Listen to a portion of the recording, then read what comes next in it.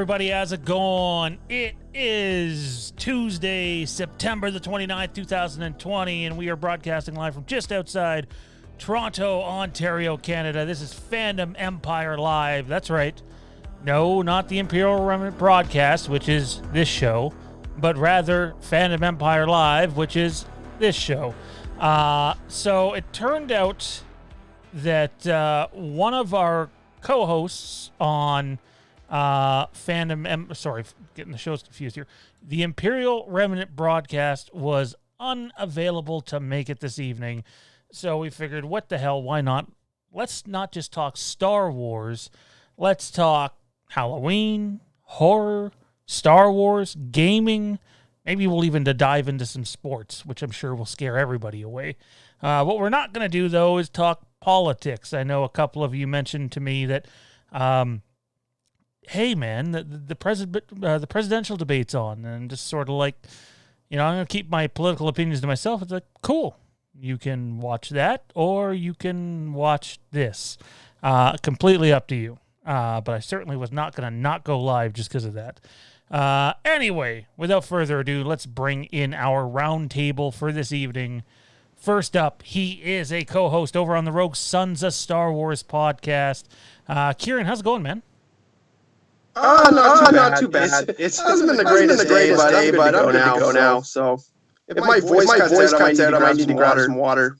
Oh, wait, you went live without having a drink? I'm a rookie. Oh. Clearly. Fourth time. Oh, dude. Oh, man, I'm getting, like, flashbacks to Vesatoskal and that 200-foot goal. Oh, man, never go live. Really? There is a massive echo, apparently. Hang on. I took a lot of joy out of that, though, so it doesn't hurt me. All right, we have fixed the echo. So if you didn't understand what Kieran said, he said he might have to go get some water at some point because he's on here without a drink, which is a big mistake. You need something to clear the throat. I go through at least 1 to 2 drinks every time we're live. Just because I talk so fucking much, my throat gets dry. Can't help it. That's not a podcasting issue for you. Also, speaking of which, hang on. I guess I'll introduce him next. Also joining us, he's a co-host of the Imperial Remnant broadcast, the former co-host of the Star Wars Wastelands podcast, and liker of shitty football teams. It's Johnny. What's happening, man? Well, at least my football team doesn't run a sloppy shop. Hey, my football team's 3-0, and then the Bucks are 2-1. So. Okay, what do the Bucks have to do with this? Well, I mean, Tom Brady's over there. I'm a Brady guy. You've been anti-Brady forever, so.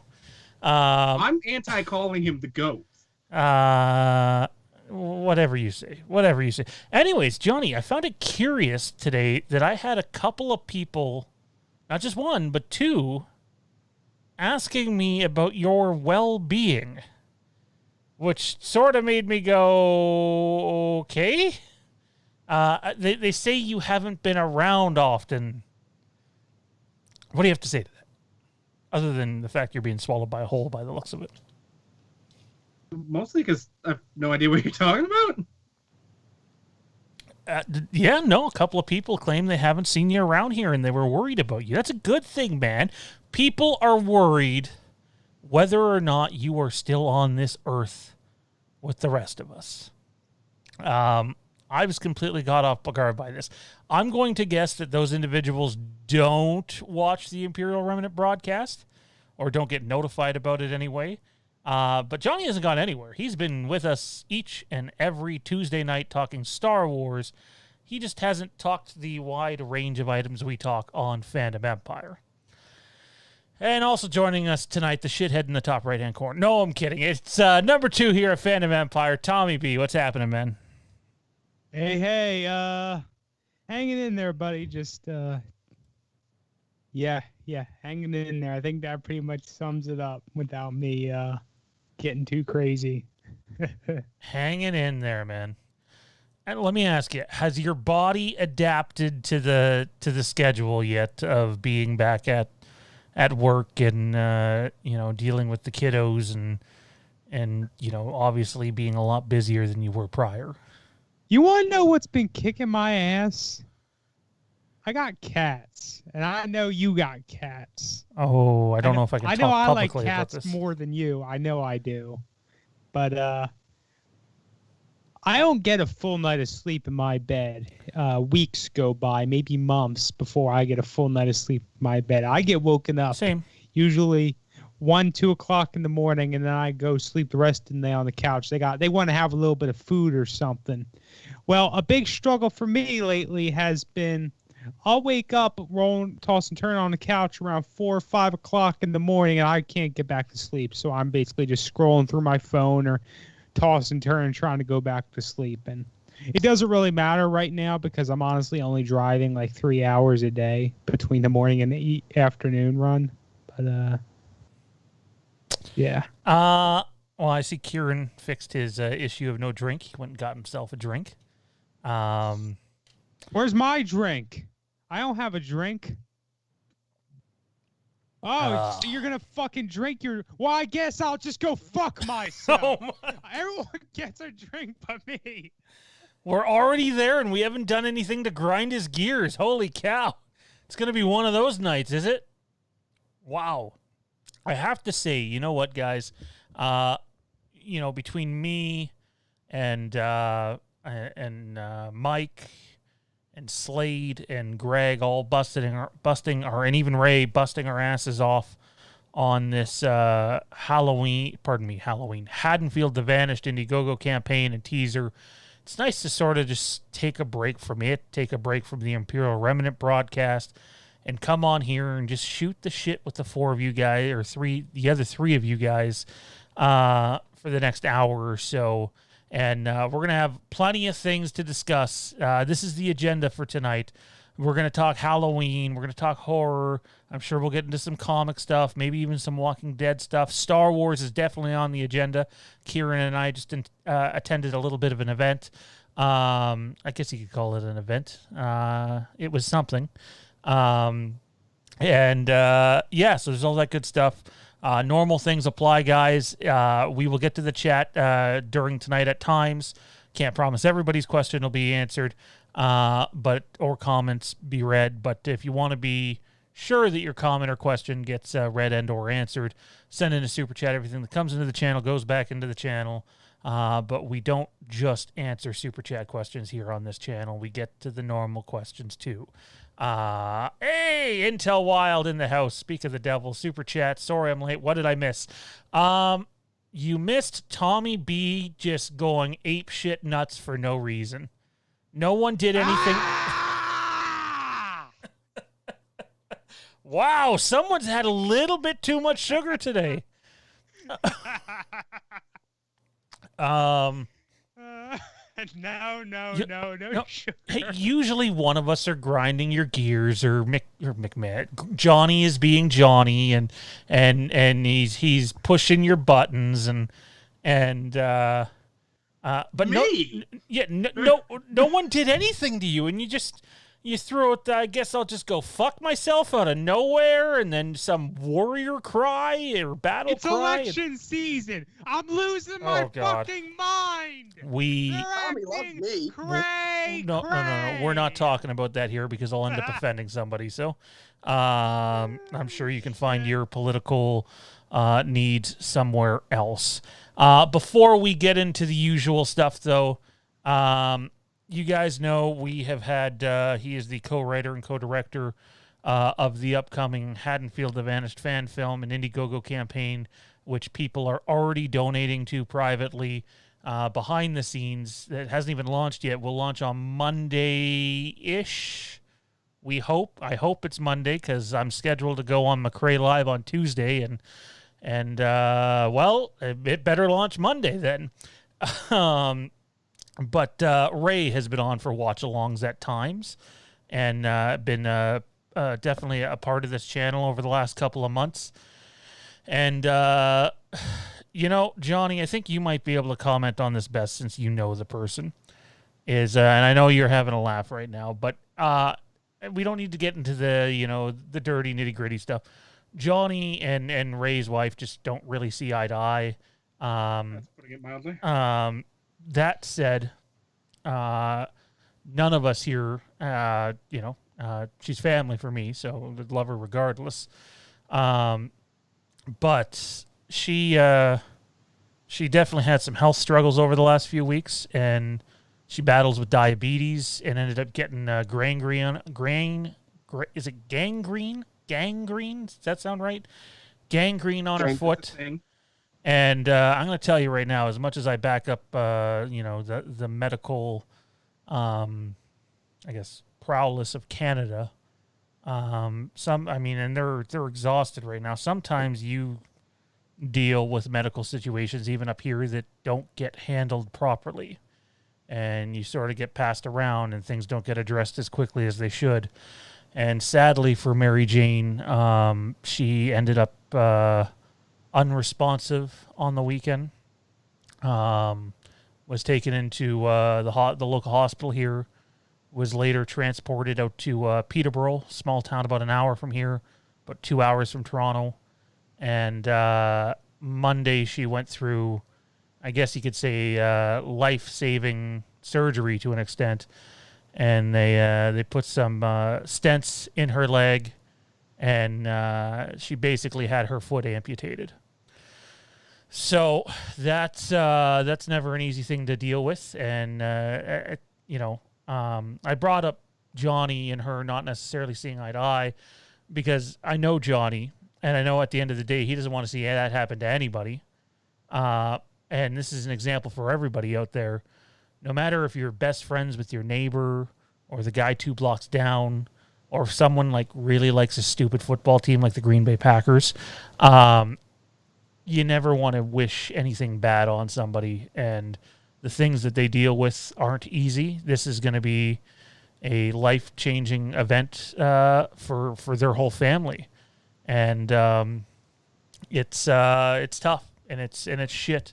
But at the end of the day, as I told her, and I know we've gotten just an outcry of support of messages over the last week as this has been going on. I would rather lose my foot and be healthy and get the blood flowing again, and live than not live. Easy for me to say though, because it's not my foot.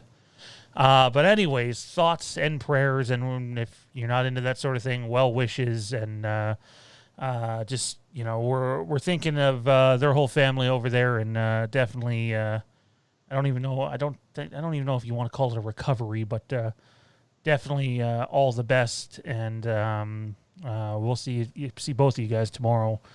That said, that's a little heavy. We've gotten that out of the way. Let's lay back, sit back, whatever it is you do, and talk a bunch of shit, guys. A bunch of shit. And we're going to talk Halloween in a bit, so those that are around for Halloween stuff, we're going to talk Halloween. Today is the 20th. This is crazy because I do remember promotional material for this movie. 25 years since Halloween 6, The Curse of Michael Myers, was released. That'll make you feel old. So we're going to talk a little bit about that. We're going to give you an update on Haddonfield The Vanished. I should have uploaded pictures earlier, but I did not. But I should be able to do it on a whim. But first off, was it Friday? I think it was Friday. Friday night, the man in the bottom left and the guy in the top left journeyed out to Lindsay, Ontario, and seen The Empire Strikes Back on a big screen. First off, Kieran, was that your first time seeing Empire on any sort of big screen? I believe it was. I know I've seen. I know I saw A New Hope and Jedi when they got re-released, forever ago. I don't even remember when that was. It was one of the remakes, or one of the. When they added in like a minute of stuff and they had to put it back in theater. I think that is the first time I've seen Empire on a big screen, and it was awesome. It was the first time I've seen Empire Strikes Back on the big screen, and the movie itself, of course, was awesome. I have some nitpicks about the drive-in itself. But look, to be able to finally sit there and see Empire was just remarkable. And you know what I liked about the screen we had is, like, it's basically surrounded by forest, and with how close we were, it was like it specifically with space crawl. And if you were watching our live stream that night, I actually live streamed the space crawl and then cut out as soon as it was over. People had requested that happen, and it literally looked like it was crawling up into physical space because of where we were positioned. So that was cool. I love seeing Empire. I hadn't seen Empire in about a year, and I have to say that I get it, all film's subjective. I don't know how people don't think that this is the greatest piece of cinema ever made. Ever. Not just Star Wars. But again, film is subjective, and I absolutely enjoyed it. Did you have any pros or cons over seeing it at the drive-in, man? I actually really liked that drive-in a lot because it had like really, really old like signage and like had a little arcade in it, and I don't know, it looked like it hadn't been touched by society, and it was like it looked like it was still 20 years old and nothing had been changed in maybe even 30 or 40 years, which I thought was awesome. So it was cool. I also thought it was really cool that there's like a forest in the background. It's funny, my first thought was it'd be cool to have like a scary movie, like, well, for the purposes of this show, like Halloween, and then just have like a guy in a Michael Myers mask walk out beside the screen halfway through, scare the shit out of everybody. But yeah, that was actually my first thought, which is funny and works for this show. But I love seeing it on the big screen, and I don't know, you know me by now is not a very big complaint guy. I take what I like, and the stuff I don't like, I just kind of really forget about real quick. So my only complaint is the screen was a disaster. Like, tell me and maybe you couldn't see it from your angle, but the screen didn't actually fit the movie. The part of the movie was playing off the left-hand side of the screen by about, I'd say, 3 or 4 feet. Might not be super noticeable, but where we were, it was painfully noticeable. And it's not like it wasn't aligned properly. The screen's just not wide enough for it. And the screen, I'll give Port Hope this. The Port Hope drive-in screen is much more modernized than the ones that we were at. They definitely need to invest some money and you know, get some better screens. Other than that, I'm with you. I love the I guess you call it a retrofit of the drive-in. I thought it looked amazing. The popcorn Jade got was like the size of 2 basketballs, just ridiculous. It was incredible, but the screen at the end of the day needs to be a bit better than that. From what I understand, screen 1, which we weren't watching, is in considerably better condition than that one. So, yeah, I thought it was nice too, and also since we met up and talked a little bit before, and it was great that like our wives, or I don't know, are you married or girlfriend? Common law girlfriend. Okay. I'm afraid awesome to sign that card really again. Good. That always makes me happy because then I feel like we can go do stuff together and be nerds. Right. And the wives can talk to each other. So we'll have to set something else. We'll go another time. We felt bad because like we're sitting out there. We only talked for 15 minutes, and it was like the mosquito apocalypse was happening. Like, oh my God, it was brutal. We were getting eaten alive. I still have fucking bites down around my ankles. Ugh, is what it is. Johnny and Tommy, what's other than the sequel trilogy? What's the last Star Wars movie you guys, other than the Disney era, because obviously all those movies have come out recently. What's the last Star Wars movie you guys seen in theaters? What? What kind of question is that? You know what? I'm already sick of your attitude, and we're only 20 minutes into this thing. What question is that? Besides the sequel trilogy, what's the last Star Wars movie you saw in theaters? Was it Phantom Menace 3D? Was it something at a convention? Was it the special editions? Geez, smart ass up there.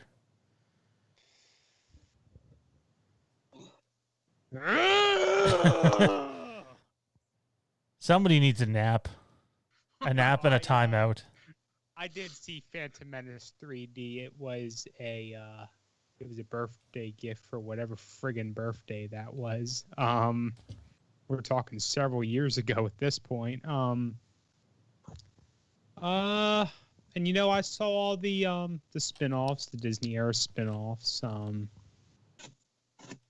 Yeah, I mean, I've seen every Star Wars movie since the original release of Phantom Menace in theaters. So. See, I didn't see the Phantom Menace 3D. I wanted to, but something prevented me from being able to see it. So. Yeah, we could talk not all day. There's not much to be said, but about the friggin' 3D releases and why that never got finished. My understanding is they did do episode 2. It was shown at Celebration, but it never got to hit the mainstream theaters, and they never did any more than that. I'm pretty sure shortly thereafter is when the acquisition happened. So I guess Disney just didn't have the interest in funding it. I don't know if they did Revenge of the Sith. I know they were working on it. I know at one point the plan was to do the main 6 movies all like that, and it never happened. There wasn't necessarily the market they thought there'd be for it. But, yeah. Johnny, how about you? Last Star Wars movie that's not Disney era that you've seen on some sort of theater or in some sort of theater? Okay, they have to be episode 3. So you're going back well over a decade and a half ago. Yeah, I mean, Phantom Menace 3D didn't do a damn thing for me. I hate 3D. I've said before, 3D it gives me a headache. If I want to watch a movie with a headache, I'll just crank the volume up too loud and give myself a headache that way.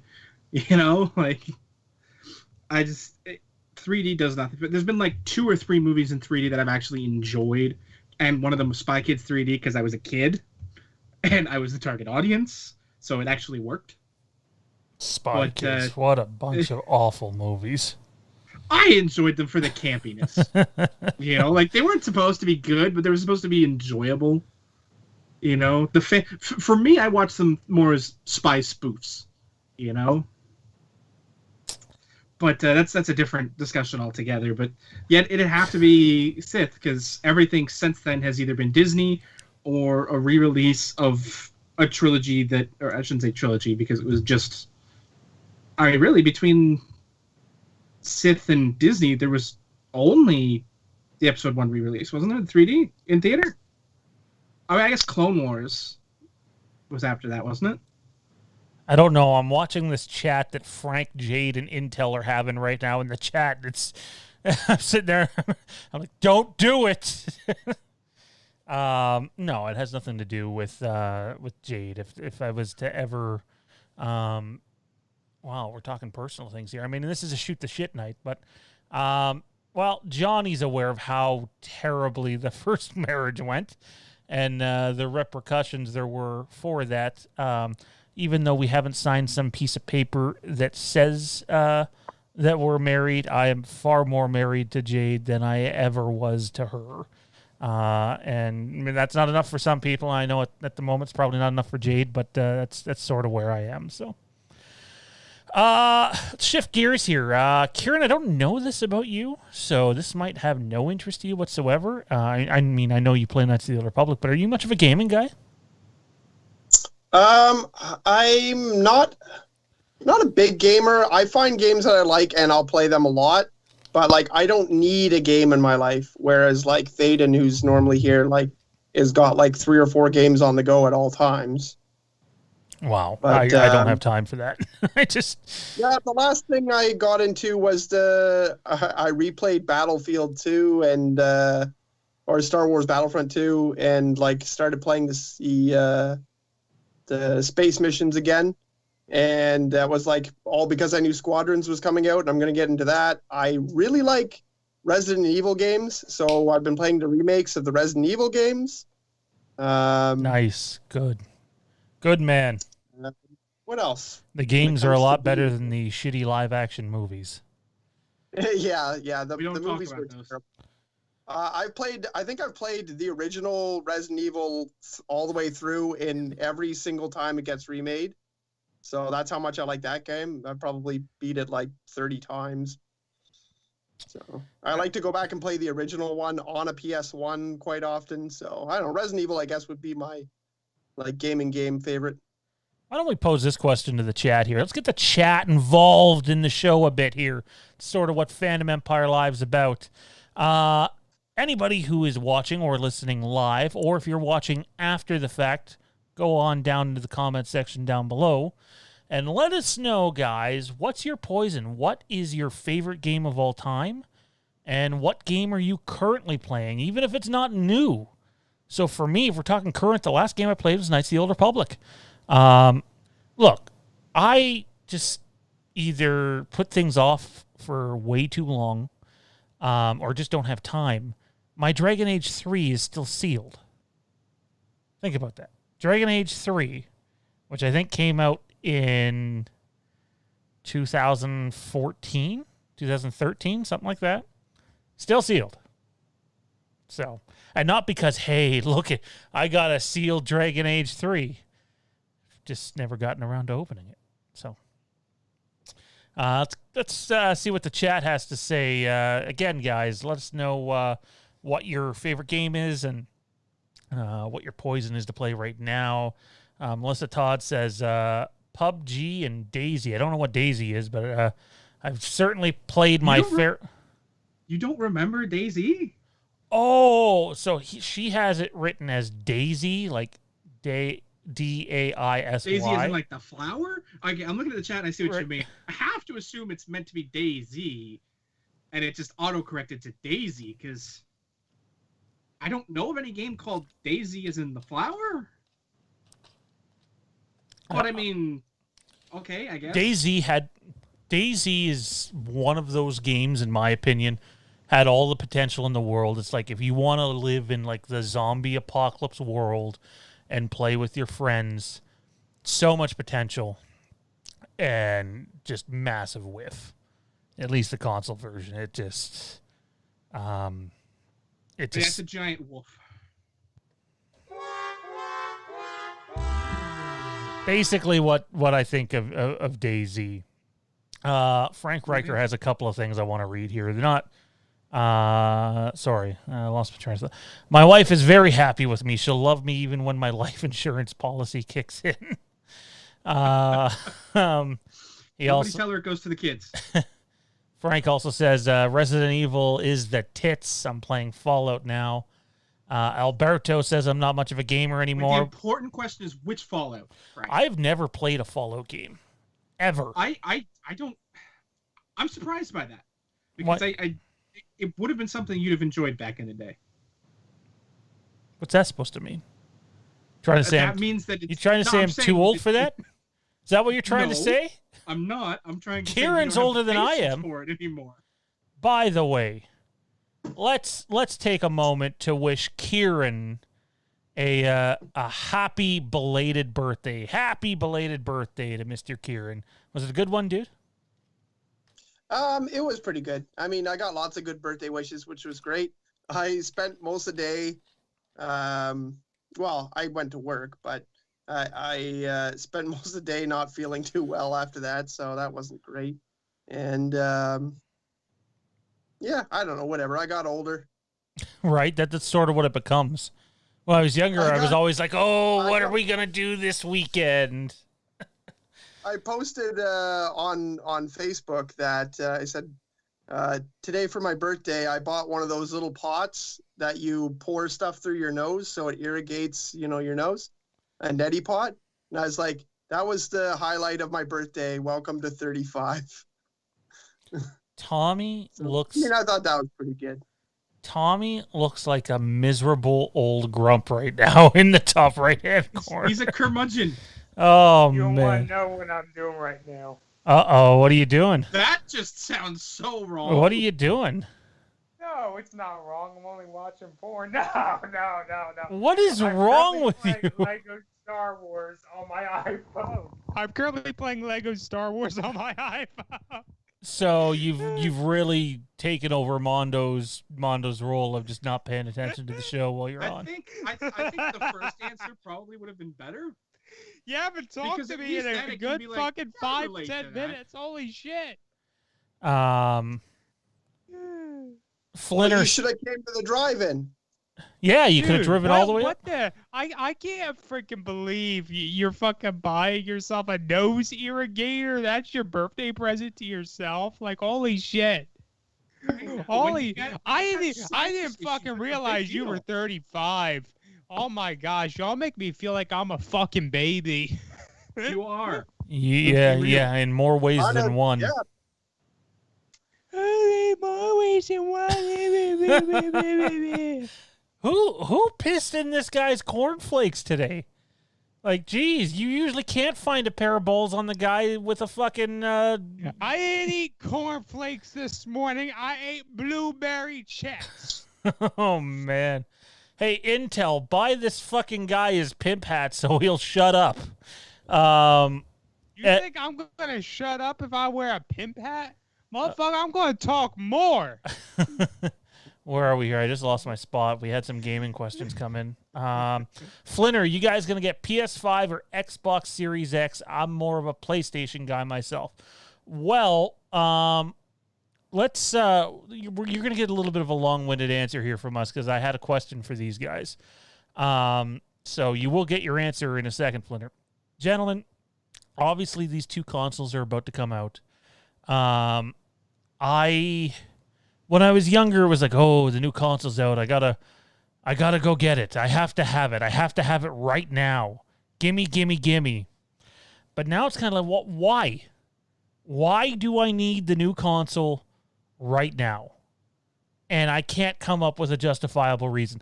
Hey, if you have the bank account to support going and blowing a bunch of money on a console that's not really going to have games that are designed specifically for it anytime relatively soon, then all the power to you. But for me, it's like, I don't know what, I mean, I'm obviously going to get it.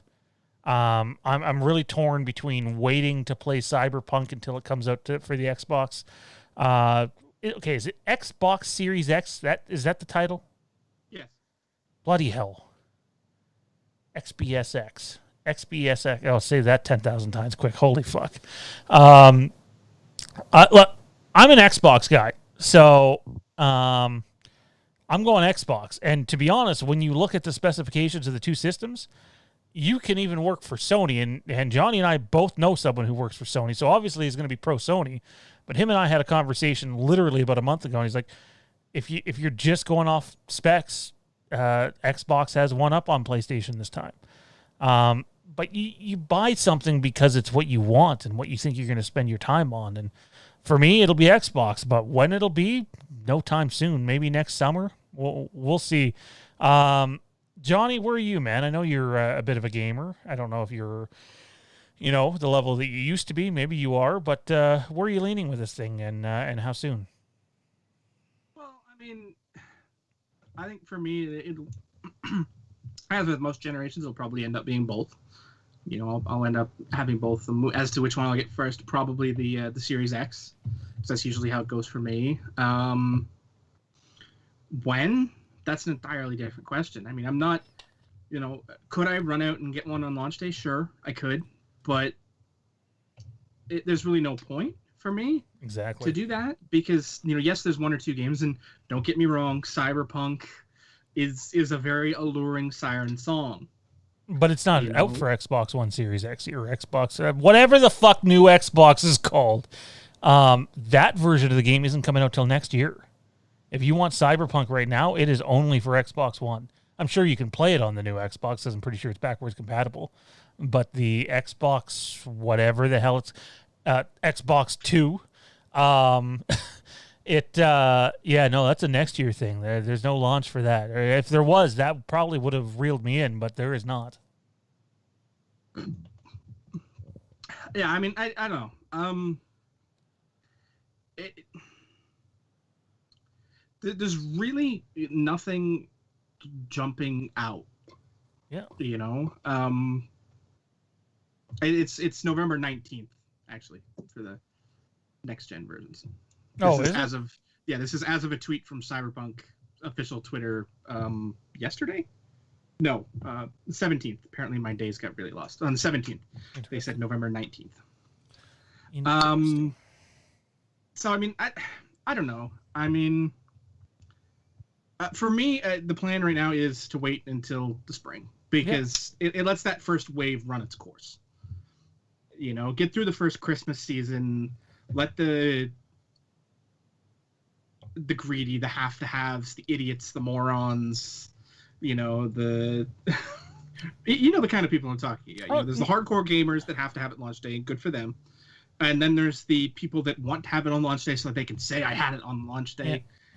Yeah. And for me, I'm just as content waiting until March, April and getting it then once other titles have come out. You know, once other games are out and about. I mean, yeah, sure, there's Cyberpunk and, you know, Madden will be available on the Series X at launch. And, you know, there's just some other titles. Plus, there's some a fair chunk of backwards compatible One games.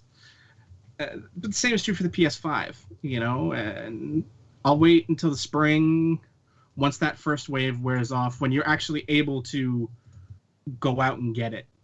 You know, not to mention, I mean, with the My Sharona numbers going up, you're gonna have people that are just, you know, going out and buying it anyway just because they can, and you know.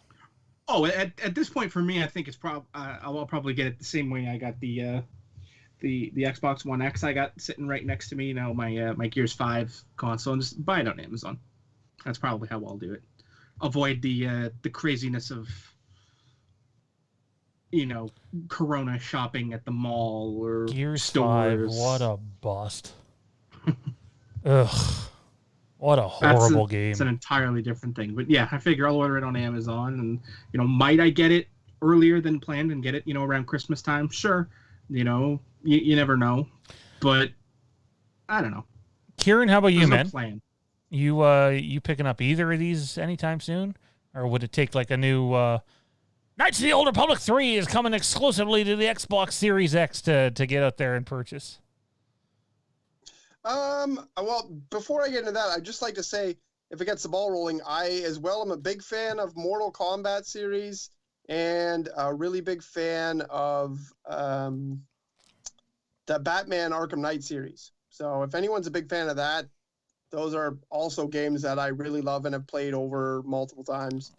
I will probably get whichever one I get a good deal on first.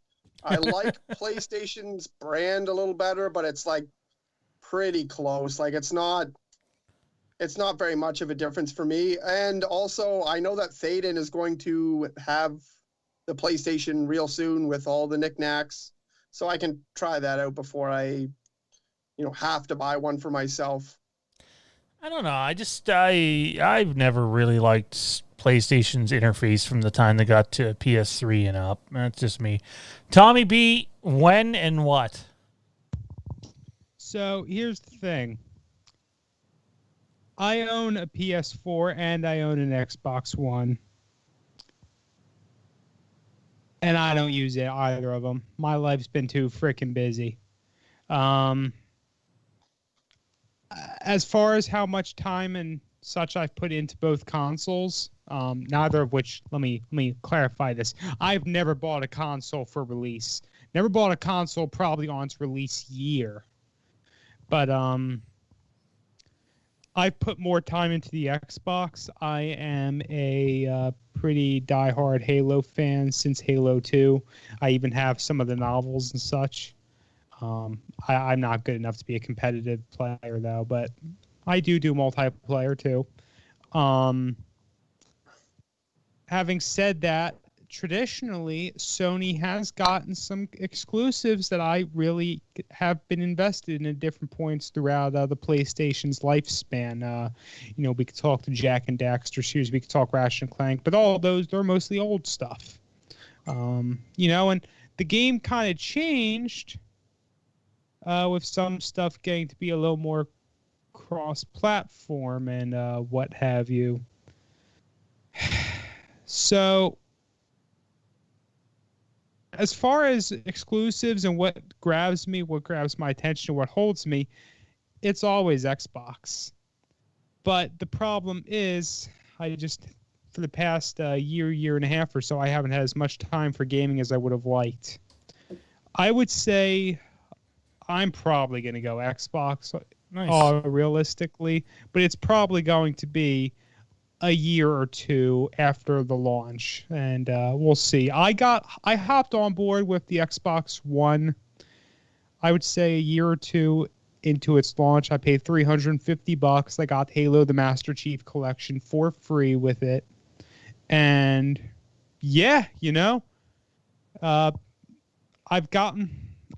say I got my money's worth out of it. I'm not done with it by any means. I just got my graduation confirmation today. I'm done college. Freaking fantastic. So I'm going to be gaming a little more as time allows, as life allows. And awesome.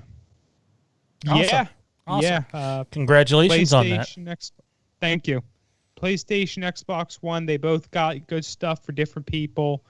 But Xbox, for me, wins over the game at the end of the day. Well, just think, now that you've graduated, now you can go fuck yourself. No, I'm kidding. I'm just busted. But let me tell you, at a different point in my, when I had more time growing up gaming and all, there was at one point in time where I was a PC gamer. Now I see. I do not have a PC for gaming anymore. The closest thing I have is I have Windows. Timeout. Zach Morris timeout here. How is he going to respond if you're Zach Morris timing out? Right. So I mean, that would have been hilarious if all you guys just froze. That would have been awesome. Damn it! I should have done that. But what are we doing here?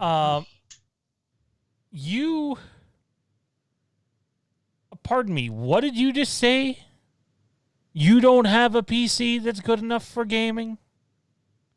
Yes, I don't currently have a PC for gaming. The closest thing I have is on my MacBook. On the side, I have a Windows partition, which lets me play a lot of the old shit sitting around in my Steam library. But whatever you say. I would say chances are I can't go and buy a new game coming out on the PC tomorrow, load it up, and do that sort of thing. Let's get a few of these gaming questions in here, since we posed this particular question to the audience. Where are we here? Travis Middleton says he's old school. Tyson's Punch-Out still plays it. That's awesome, Travis. That's awesome. Rainin, in terms of horror games, Friday the 13th, the game, the lawsuit kind of killed it, but I love that game with all of its messy glitches and exploiters. That game is fun to play even to this day. Kevin's Toy Life says Mortal Kombat 3. Triple Stack says he's playing Fallout 4 right now. Jade says Animal Crossing and Mario Kart. Michael Stapp says Siphon Filter. Oh, my God.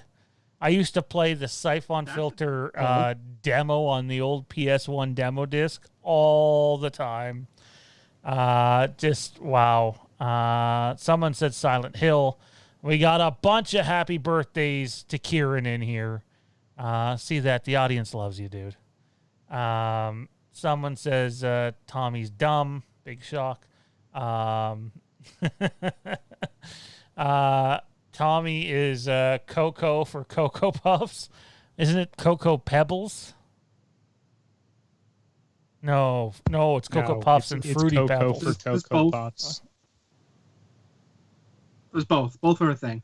Crazy for Cocoa Pebbles. Where the hell you hear that? Frank Riker says he's still playing his Dreamcast. Oh, yo, you ain't broke that thing yet? Like, holy shit, that came out like what, 30 years ago? Wow. I still got one. Still play it from Soul time to time. Calibur? I remember seeing Sonic on that for the first time and being like, what the fuck is this? Yeah, if that's one thing the first 3D generation did not do well for me, it was take care of their classics. Because Mario 64 sucked ass. Sonic Generations sucked ass. Unpopular opinions. Whoa. Sucked. Whoa. They were both awful. What did you just say? Oh boy, here we go. I said. What Mario did you sucked. just say? And Sonic Generations sucked. No, fuck Sonic Generations. Did you just say Mario 64 sucked? Yes. What the fuck is wrong with you? That is one of the best motherfucking platforming games ever motherfucking created. Motherfucker. This seems like the appropriate time to remind people that Fandom Empire and the program that we run here at the channel is definitely not child-friendly. It's also 10 o'clock on the East Coast, so put your damn kids to bed. But in terms of Johnny's comment, all I have to say is this. I'm totally in agreement with him. I can't believe I'm saying that. Wow, Mario 64. How are you saying Super Mario 64 is one of the worst games ever created? Whoa, I don't think he said that either. I'm not going that far, but I'm saying like in the hierarchy of Super Mario games, it's pretty low on the totem pole. It's down there with Mario is Missing. How? Tommy freaked out and 10 people left. Oh, wow. They tried too hard with Mario 64. That's the main problem. The camera sucked. A Mario game with a free-roaming camera in that generation was too much, and it didn't work. Frank Riker has a great piece of advice. Don't buy first console launches. Always break. You're practically buying yourself a untested piece of shit. That's some solid advice from the hot tub man. We got some super chats to get to here. Intel Wild, Tommy B, that pimp hat will come someday. Just gotta find the right one. And Matt Whitfield says, I'm gonna go play Friday the 13th on Nintendo. Wow. That 8-bit Jason.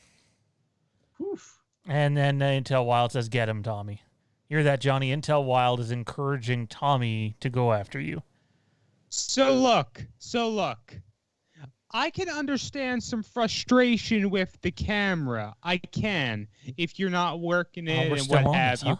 But still, that game is celebrated to this day by, I don't know, platform enthusiasts, Nintendo fans, as one of the best freaking things Nintendo's ever put out. That thing was a freaking game changer. It's getting talked about recently because of the collection they just pushed out there. What was it, a week ago? 2 weeks ago? Yeah. For the record, that whole collection sucks. John just got it, too. All three games on that suck. Oh, my God. You're such a fucking hater. You don't like anything. Okay, I can't remember what the third one is. The third one is Galaxy, right? It's Galaxy, Sunshine, and 64. Okay, no, Galaxy doesn't suck. I'm gonna point something out. Say, what the hell did I do?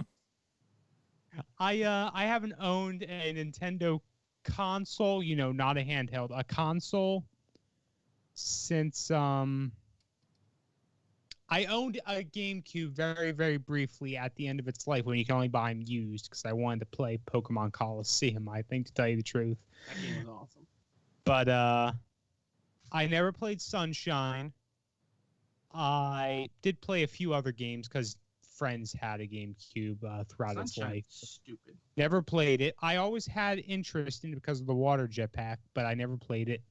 And I never played Galaxy. I just never did. I did have a Wii throughout a good chunk of the Wii's lifetime, but I just never played it. No real good excuse. But yeah, so I can't really speak to a lot of those newer installments as far as Mario goes. But yeah, I basically heard I've never seen anything get nearly as much hype since Super Mario 64. Hell, I think the remake of Super Mario 64 got more hype on its own. Time out. You've never seen any game have as much hype as Super Mario 64? No, the Mario game, Sunshine and Galaxy. Oh, okay. Yeah, I haven't seen any of those other Mario games get nearly as much hype beyond what 64 got. Even the remake got more hype, I would say, because more characters to play through and shit. All right. Whatever. Let's move on. Yeah, that's enough Mario talk for me for one day. We're going to end up diving into some Halloween talk here in a bit, but very shortly actually, and then also touch on Haddonfield The Vanished. Show a little more of a location that we were able to lock down, which is really, really exciting. But before we do, Kieran, I don't know if you want us to, if you're going to stick around for the Halloween stuff, or if you want us to outro you before that. But The Mandalorian is a month away, and we still have these rumors about the possible problems on set with Pedro Pascal, and I guess we'll find out when we see the show if all of a sudden, oh, hey, Mando's not around as much in the last 4 episodes. Are you getting more excited for it? Or are you just, when it gets here, it gets here? Where's your excitement level for Mando Season 2? I guess it's kind of flat. Like, I'm still excited, but I'm not thinking about it every day. Since that trailer for the new Batman movie dropped, I think about it every day. And maybe watch the trailer every other day. I'm not that excited for Mandalorian Season 2. However, I'm going to do a watch through before it comes up, and then I'll probably be jazzed about it. I'll probably be over the moon about it at that point. So I don't know. I think I said this before on Remnant Broadcast, is that I don't let rumors really ever sway how excited I am about something.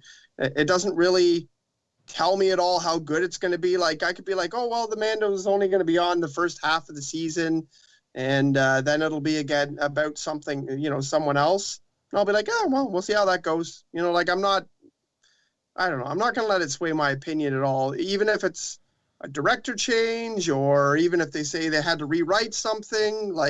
I recently went to go see The New Mutants, and that got rewritten and redone a million times, and it should have been released 2 years ago, and I saw it in theater and I thought it was fine. I liked it. It was good. The characters were good. I liked it too. I thought it was a different take on things. I thought that I know Jade and I went to see it. She wasn't a big fan of it, but for me, I liked the fact that we were seeing a movie that, oh, hey, it's not, the universe isn't at stake here. It was sort of a very enclosed movie, and I know it went through a bunch of reshoots and stuff, but I really liked New Mutants, man.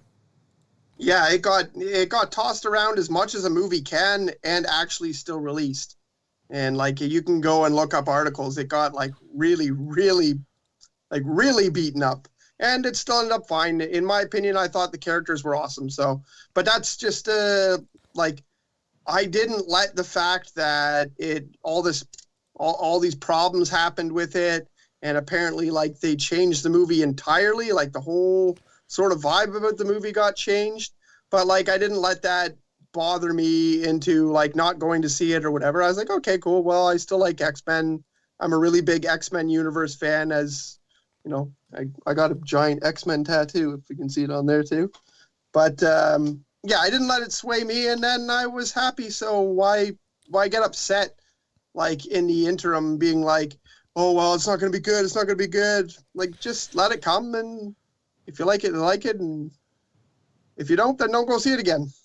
Well, let me tell you, this has nothing to do with what you just said, by the way, but watching fake Jason and fake Michael verbally battle in the same chat room where there's a Michael Q is rather entertaining. Just saying. Michael Q. I'm just interested to know when they both learn to talk. Right? Yeah, I know. I'm so used to seeing ... Then again, I guess it's not talking, it's typing. So, okay, I guess that tracks. I'm concerned that they both learn how to use computers. I mean, Yeah, I can't imagine either doing that either. So, fake Michael has, sent me all sorts of death threats in the comment section over the last month or two, and I find it funny this that guy gave me a death threat in here earlier in this show. Right? And like, I haven't seen fake Michael say anything about Johnny, and Johnny called him a bitch. So, whoa, what's going on with that? Wow. Another super chat. This time from Matt Whitfield. Okay, who put something in Tommy's tea tonight? Accurate, very accurate. Xeno Beats is back. Welcome back, Xeno Beats. Toronto Freddy says they're using their weapons to type. All right, Kieran, we're about to get to some Halloween talk. Do you want to stick around, or do you want us to exit you? Completely up to you, man. yeah, I can stick around. I mean, my Halloween knowledge is limited. I have seen most of them, but not the new ones. All right. Well, I mean, we're going to be specifically focusing in on a fan film that we are doing and been at work on for a while now.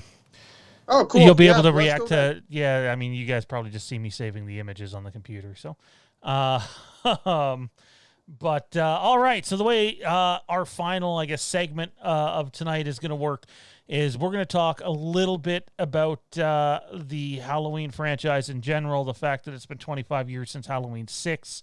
And boy, did that movie have a journey of its own. It went from, well, we'll get to that in a bit. But first, we want to take a second to let everybody know that this right here, Haddonfield The Vanished, a Fandom Empire production, a Halloween fan film on Indiegogo. The campaign is set tentatively to launch Monday. So as long as everything gets done, I know Mike finished up the score. Greg's doing the trailer editing. Slade's already done the graphics for the trailer. That was the little... I think I sent out a tweet, posted on Facebook, and threw it out on Instagram that you seen last night. That was a little screen grab of the graphics. So all that's sort of coming together to make its own big thing, I guess. The Indiegogo campaign itself is set to launch on Monday.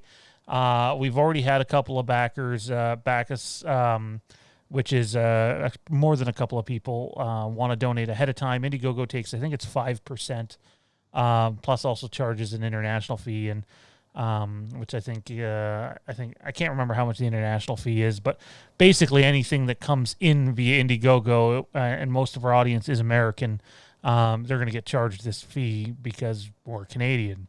It's just the way it is. But again, the Indiegogo campaign set to launch Monday. Hopefully it doesn't get backed up and we have it all out there and set to go.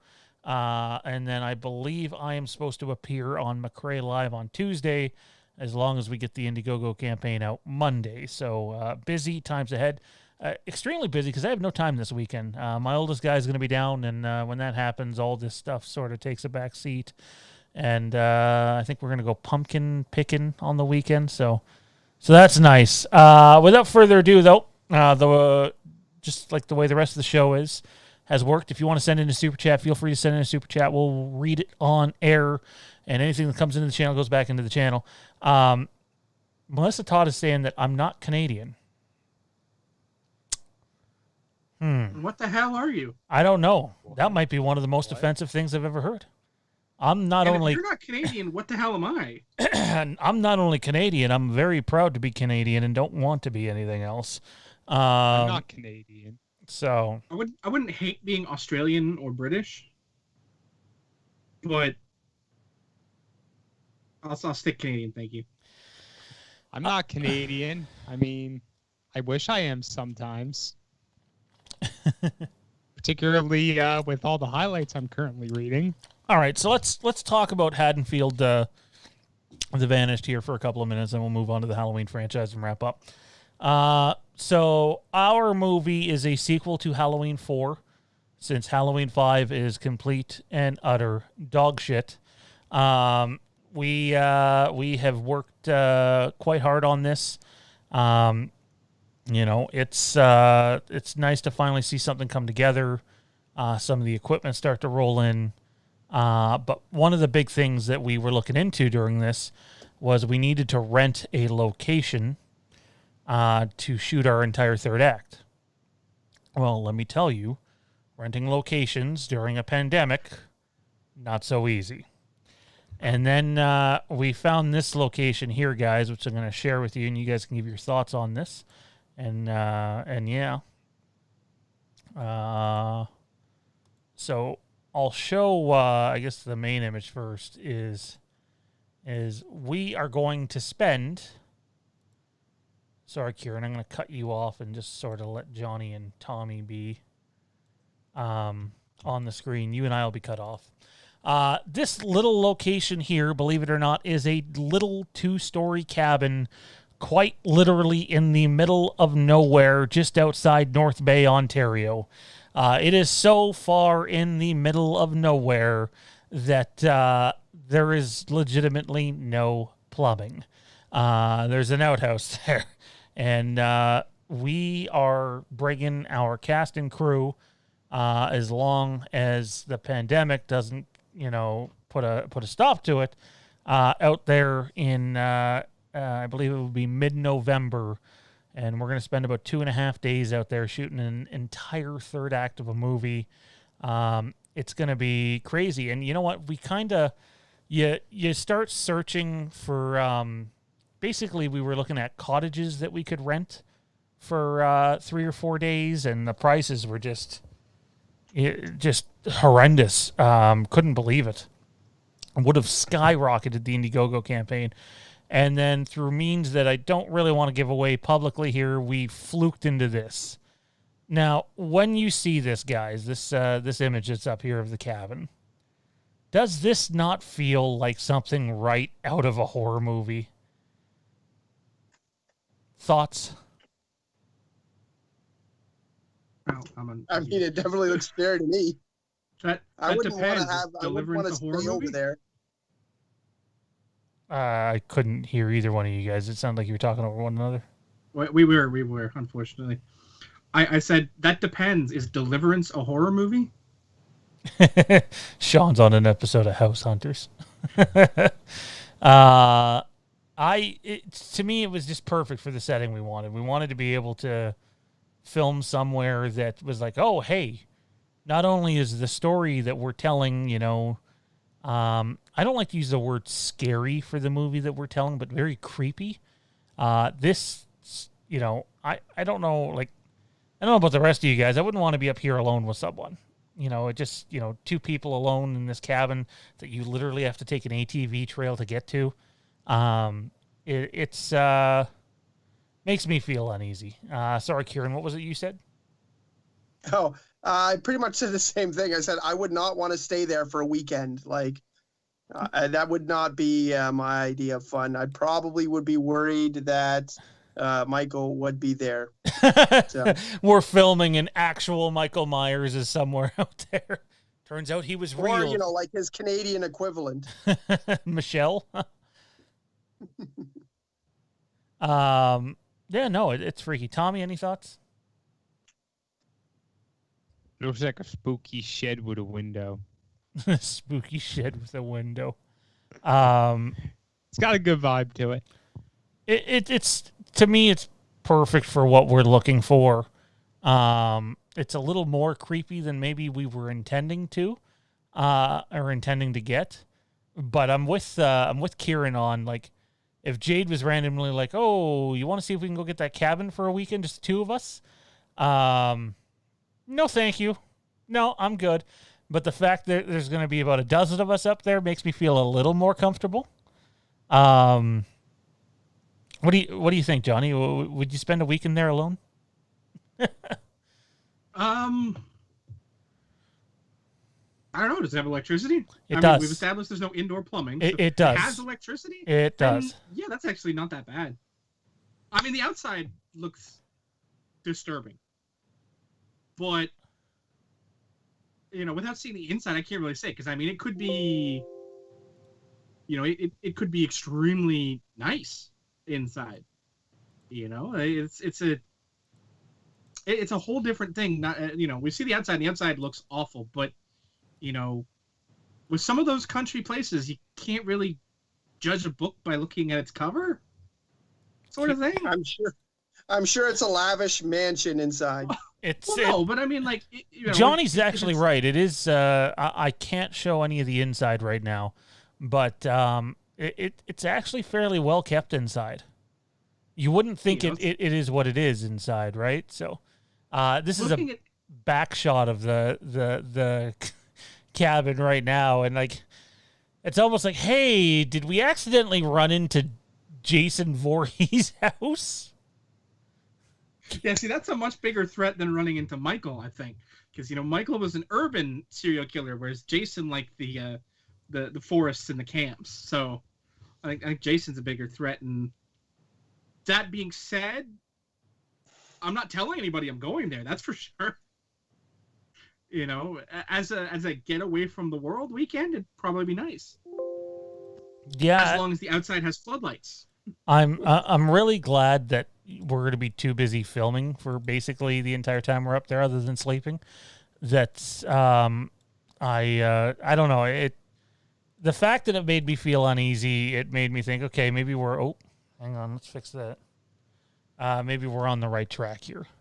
Another shot, like, we really are in the middle of nowhere here. This is gives you an idea, and I know I've had a couple of people ask, what are you guys going to do for lighting? But we have that covered. There's definitely going to be supplemental lighting that we bring there with us. So,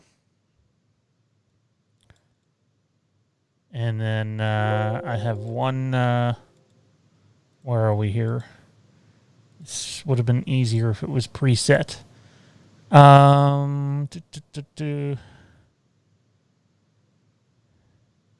This kind of gives you an idea of how you got to get to it. Like, it's... Now, I like the idea of, like, being able to do a long shot down there, but the problem is, at nighttime, there's going to be no lighting there whatsoever, so that's basically out. But, it's going to be a lot of fun. I can't really show too much else at this point. Monday, that the long-awaited trailer will finally be here. Hopefully. And yeah. So, let me ask you guys, whenever you guys have watched a non-cinematic film, whether, we'll focus on horror right now. Frank Riker, Good Christ, Last Cabin on the left. Sorry, one moment. Johnny, I know you have seen and actually experienced being a part of fan films that didn't work. Where do these projects tend to go wrong, in your opinion? I know it's a loaded question, and every project is different, but and the channel, I know you haven't been on too much when we've talked about it, but like, I've been pretty upfront where we went wrong on our last attempt, but in your opinion, where do most fan films go wrong while attempting to do one of these things? I mean, like you said, there are 1.5 million different ways that they can go wrong, but I'd say that probably the most common is probably too much ambition, biting off more than you can chew.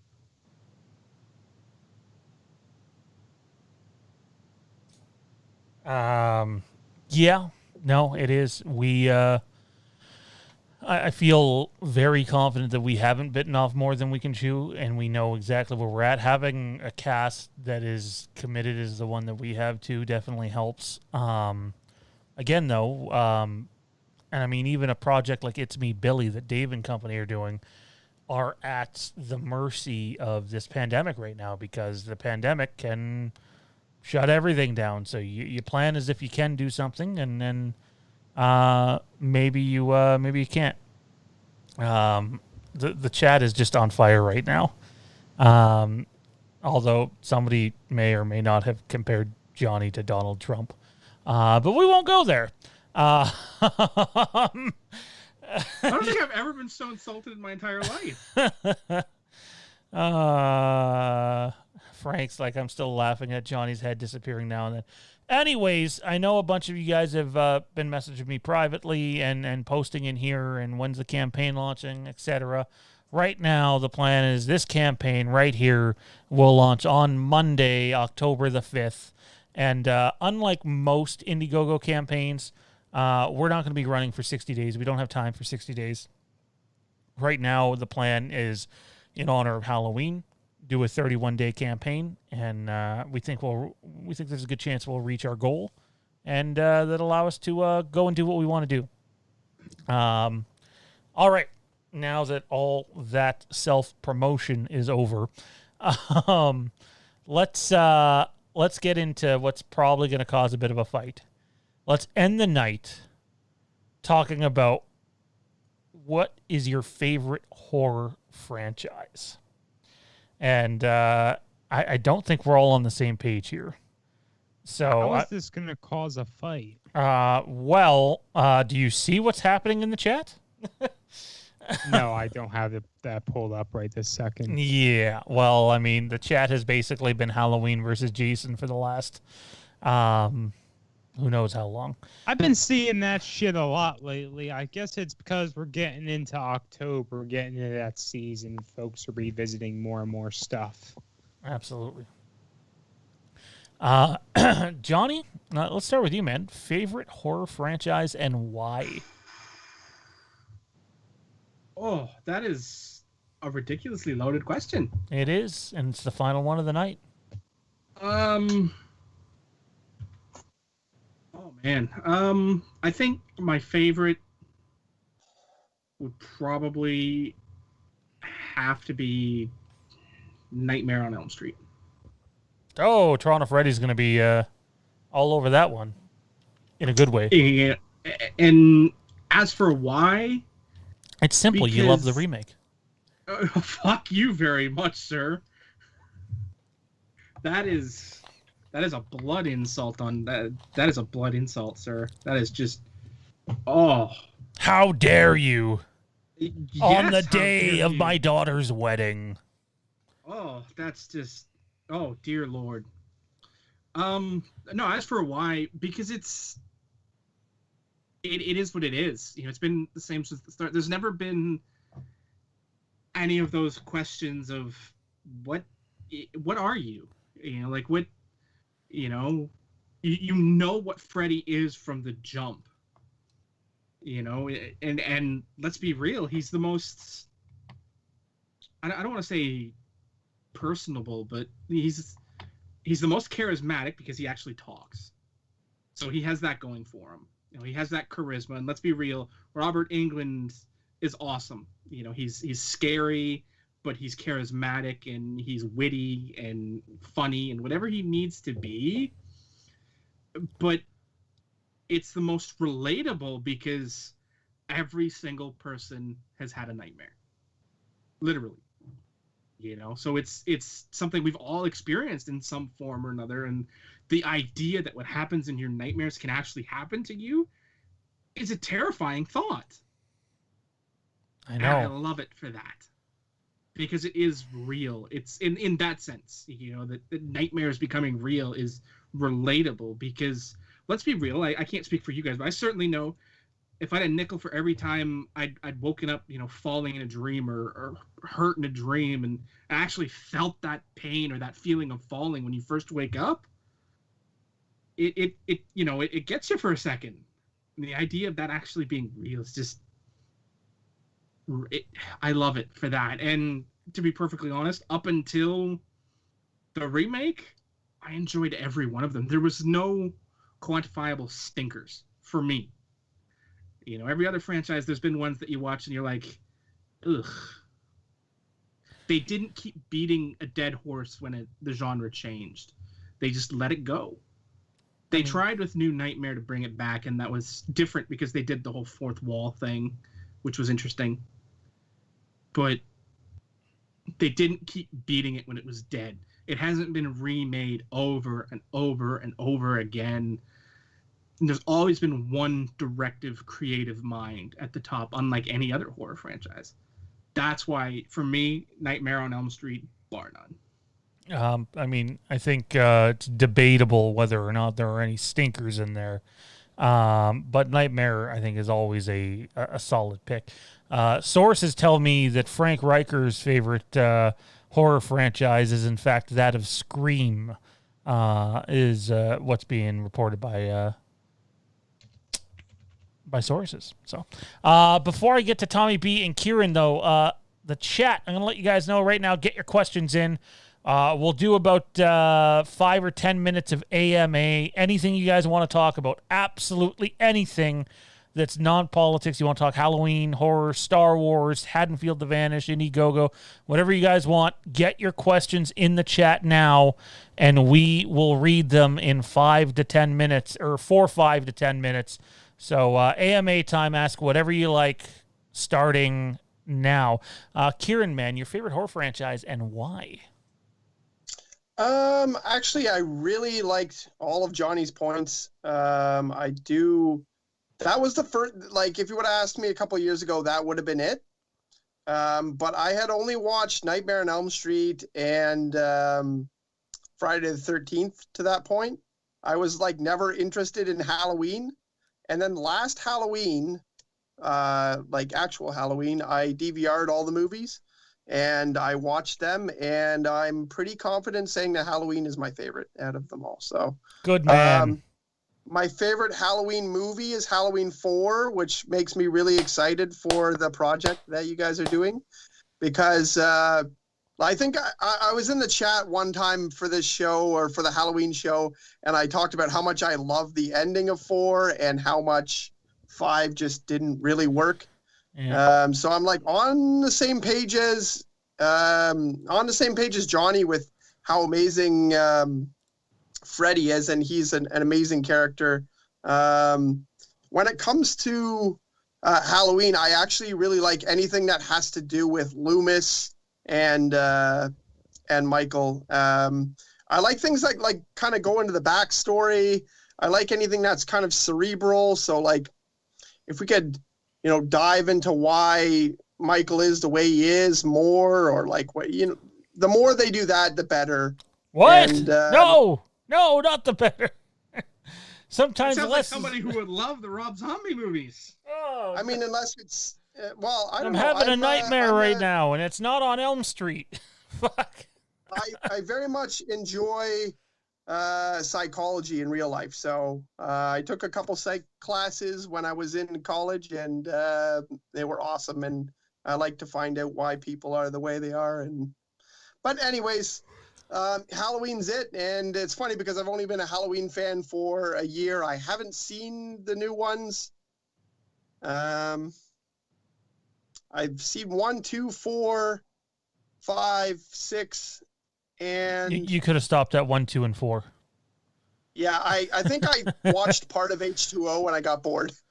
H2O is a very controversial movie because some people love it because of the nostalgia. I've tried to give it chances. Sometimes I'm in the mood for it. I know Johnny and I did a watch along on the Facebook channel probably about a year ago now. And I don't know. I just, that one, I enjoyed it. But I don't know. H2O's hit or miss. Resurrection, zombies movies, well, I don't like them. It sounds like you might be into them. So I'd consider giving those a shot. And yeah, so... I will get to the super chat in a second, Travis. Anybody else who has any questions, now's the time to do it because we're getting ready to close up for the evening. Tommy, I feel like I know your answer to this, but favorite horror franchise and why? Wow. So these headphones I'm currently wearing are getting all kinds of interference. But I'm just gonna go ahead and assume you asked me my answer, which is, of course, Halloween. And it's not just recency bias because I recently dived into the vast majority of the franchise and that sort of thing live for the first time. I've been a Halloween fan, I don't want to say, for my whole life because, children who watch horror movies, that's a little crazy for me. I wasn't that young. I was probably like 4 or 5 when I first saw Halloween. So I guess that's still young. So yeah, I guess that explains a lot. But yeah, I've never really been a diehard horror fan, but there are certain films that I've just always watched, particularly that spooky time of the year, and Halloween 1 and Halloween 2 were always among that list. Michael Myers is very much, to me, the Halloween villain, if you will, not a protagonist. That was a comment on another thread. I'm going to point that out right now. Michael Myers is not a protagonist. If you want to argue with me about that, we can do that elsewhere. Michael Myers is not a protagonist.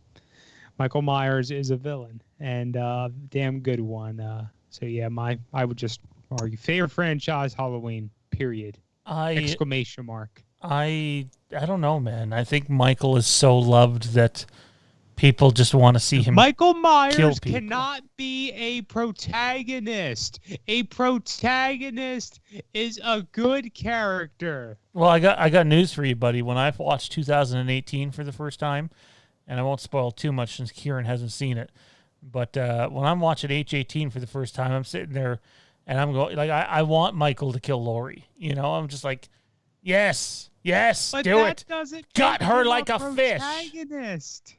I'm cheering for him, and there ain't anything you can do to stop me. It's okay to cheer for Michael. I know you want to watch him take the kitchen knife and go stabby stab, but that doesn't make him a protagonist.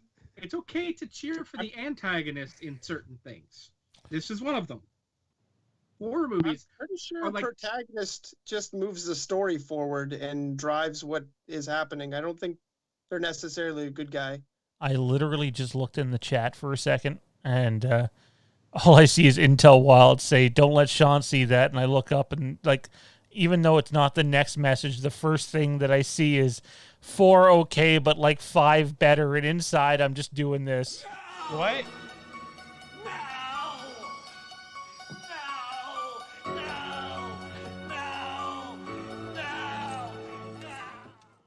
Melissa was saying she likes Halloween. Part in any Halloween. Right. He goes to fucking blow Jamie's brains all over the wall. Oh, man. Wow. Just unbelievable.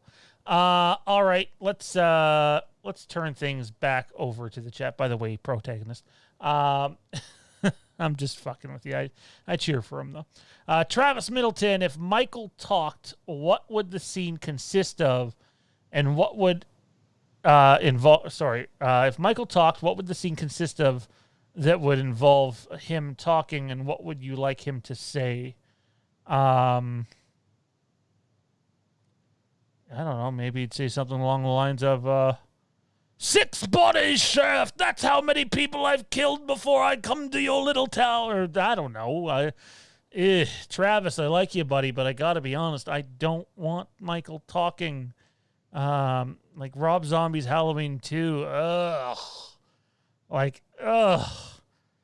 How a movie can start so good and get so bad, and then to cap it off with having Michael talk is beyond me.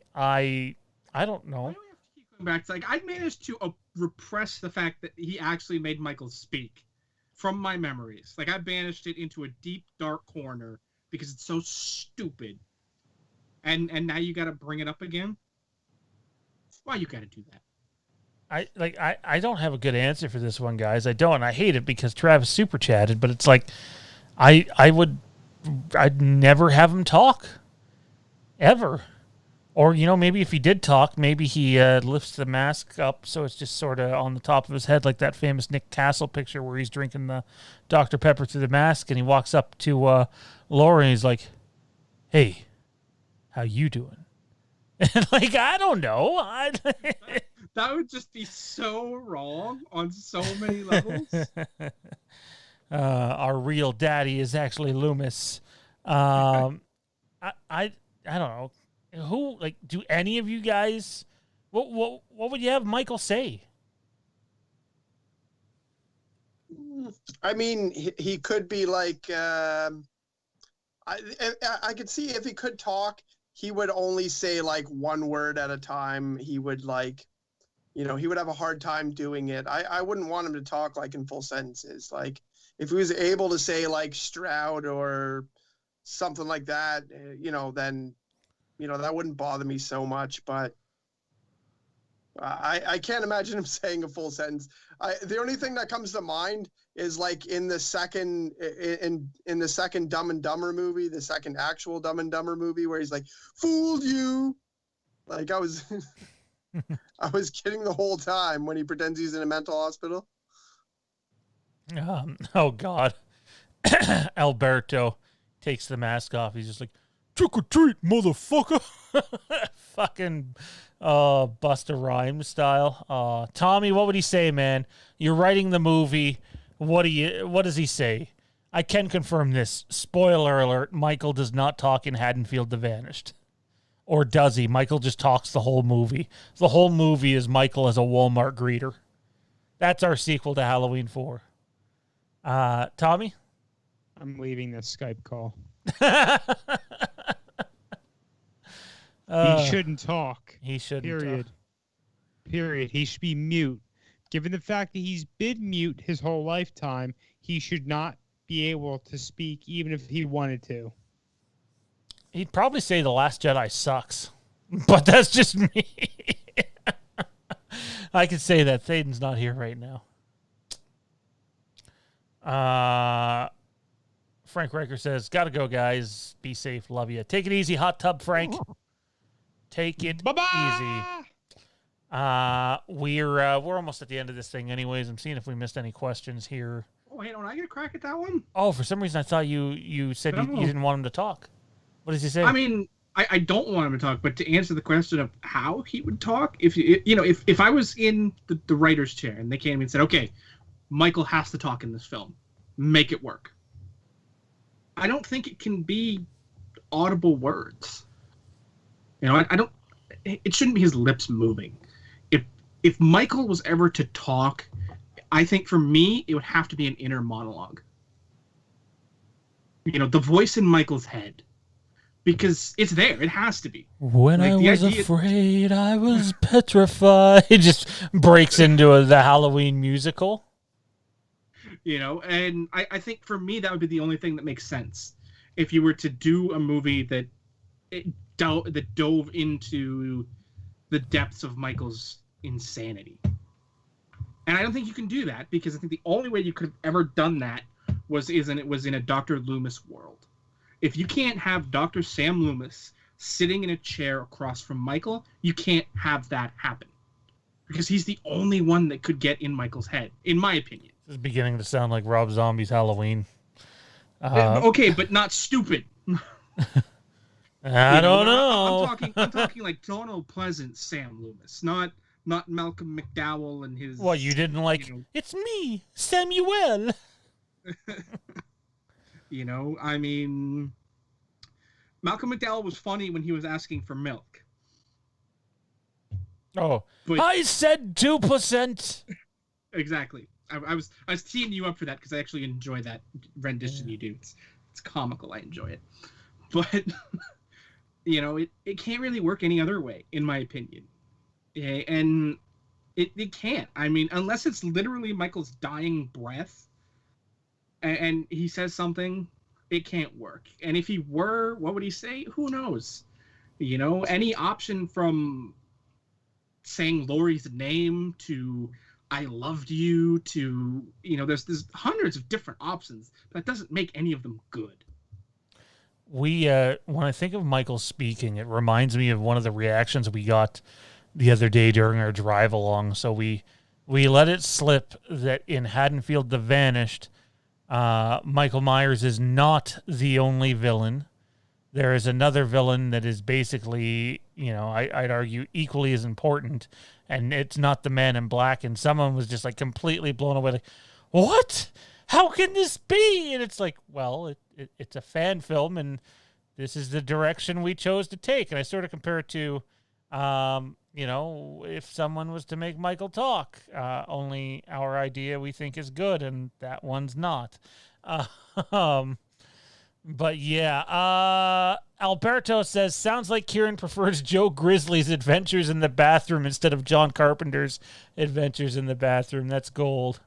Absolute gold. Who won, Michael or Jason in the chat? I got to give it to Michael. Got to give it to Michael, but the Voorhees character that keeps showing up is a lot of fun. Keep it up. How long until we find out they're both the same person? Just one's using his laptop and the other one, and he's using his phone too. There's a simultaneous. His left hand's Jason and his right hand's Michael. Let's see. Do we have anything else? Michael Q says Claire Redfield in the Walking Dead series. I will accept it. Oh, that'd be one hell of a crossover. The Walking Dead sort of run itself into the ground, though, if you ask me. Can we just know? Because that's taking a great character and putting it in a shitty television series. Kenny says, question for Sean. Have you checked out the 4K remasters of the older Halloween films? Especially the first film. Well, I own the 4K version of the first film. I wasn't aware there were 4K versions of 2, 3, or 4. I certainly own the Blu-ray steel case of 3, and I own a Blu-ray of 4, but I wasn't aware there was 4K versions of anything other than the original and Halloween 2018. So if you know where that is, Kenny, link me up. I'd love to check it out. And I need to refresh my page here for a second, having some glitchy issues. Where are we here? We are.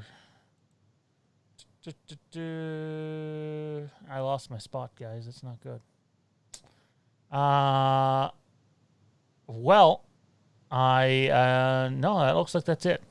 That looks like that will do it for this evening. So now's probably the appropriate time to announce tentatively. I don't know if any of these guys will be around for it, but tentatively, we are going to attempt to watch Halloween 6, the producer's cut, this Thursday on Fandom Empire Live, a watch along. That doesn't mean it's not Hollywood Movie Night. We'd be doing it on Fandom Empire Live in honor of the 25th anniversary. I don't know if it'll happen or not. If you don't see an official announcement sometime tomorrow, it'll just be a normal Fandom Empire Live. Let's go around the table here. Kieran, Bud, where can everybody find you and ThadeNet? You can find us on the Fandom Empire Den, but you can also find us on Rogue Sons, a Star Wars podcast, which is on Facebook and Instagram. And if you just look it up in Google, you'll find us and a motorcycle gang, and we're not a motorcycle gang. So, are you sure? Speeder bike gang. Yeah, speeder bike gang. Swoop bike Perfect. gang. That too. Swoops. Sons of Swoops. I can see it. Sons The of rogue Swoops. swoops. Yeah, right? Tommy, where can everybody find you at, bro? Find me hanging around Facebook with our different groups and pages, especially the Fandom Empire Den, our Facebook group for the channel. If you want to catch me on other platforms, on Twitter and Instagram, I am at TommyB1650. And how about you, Mr. Floating Head Zordon wannabe? You can find me here, doing this thing on this channel, maybe doing some other stuff. Or you can find my Twitter, and maybe I'll start using it at fandom_McMahon. I definitely just listened to that in the dirtiest way possible. Wow. You sick fuck. It just, I don't know. It's the brain is malfunctioning. Don't forget, check us out on Instagram, Fandom Empire Now, Camp Haddonfield Podcast, and Star Wars IRB. Don't forget to check us out on Twitter, which is Fandom Empire Now, and at SW Renegades. And also, if you haven't yet, check us out on Patreon, www.patreon.com/FandomEmpire. You can join the Lampkin Lane tier if you like, which gets you the Lampkin Lane Patreon show 1 to 2 times a month, where we talk all things Halloween and get a little more juicier with what we can divulge. And also check out the Fandom Empire Underground on Patreon. New show launching next week. Guys, this was a lot of fun. We're a month out from The Mandalorian. We're less than 13 months out now from Halloween Kills. We are a few days away from the Haddonfield The Vanished Indiegogo campaign launching, along with the trailer. Lots to come. Appreciate doing this with all you guys, and we'll be back next week with the Imperial Remnant broadcast. But for Tommy and Johnny and the belated birthday boy down there, Kieran, I am Sean, and we'll see you next time. Ciao.